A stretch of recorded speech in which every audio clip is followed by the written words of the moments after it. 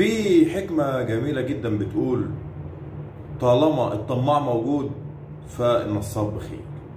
كل يوم بنسمع عن نصاب جديد ينصب على مجموعة من الناس، يقول لهم هاتوا مثلا 1000 جنيه وبعد فترة بسيطة أجيب لك 20000 جنيه، هات 5000 جنيه بعد 10 أيام أرجعهم لك 50000 جنيه. يوميا الناس بتقع في نصب مع المجموعة دي ومحدش بيتعلم. يا ريت حد بيتعلم، لا محدش بيتعلم. الجديد ان اللي بينصب المرة دي عامل موقع الكتروني وعامل تطبيق اسمه هوك بول.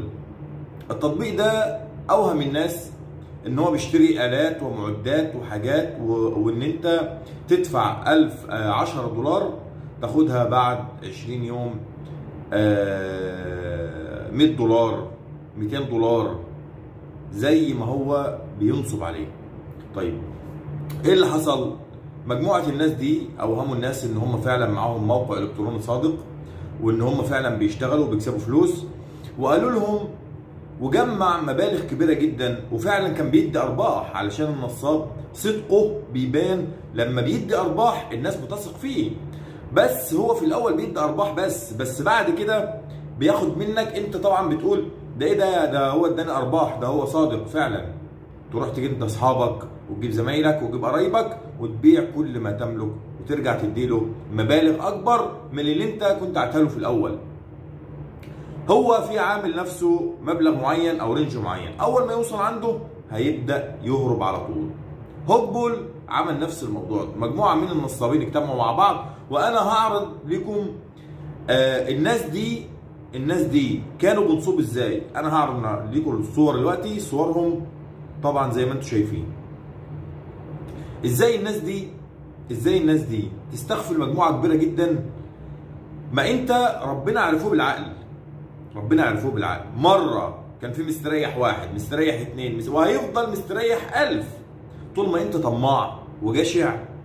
انت ازاي هتحط 10 دولار او 1000 جنيه بعد 20 يوم يبقوا 50000 جنيه؟ لو مخدرات ما تكسبش كده، لو سلاح، لو اي حاجه ممنوع والله ما تكسب كده والله.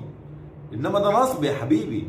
ارجو من الناس تتعلم من اللي حصل. ما تثقش في حد بسهوله. اشتغل بايدك، اتعب واعرق بايدك وبعدين تجني ثمار ما تعبت. انما الشغل ده كل يوم بنسمع الناس اتنصب وناس اتخرب بيوتهم. ما انت العبيط، هو مش نصاب. القانون لا يحمي المغفلين. خلي عندك عقل وفكر. ازاي 1000 جنيه هتجيب 50000 جنيه بعد 20 يوم؟ ما فيش حاجه اسمها كده. زمن العجائب انتهى.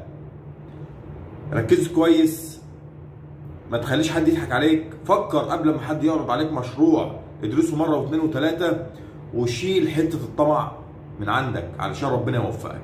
ما تنسوش تدعمونا باللايك والشير وتشتركوا في القناه عشان يوصلكم كل جديد ونكشف الحقائق زي ما متعودين دايما. مع السلامه.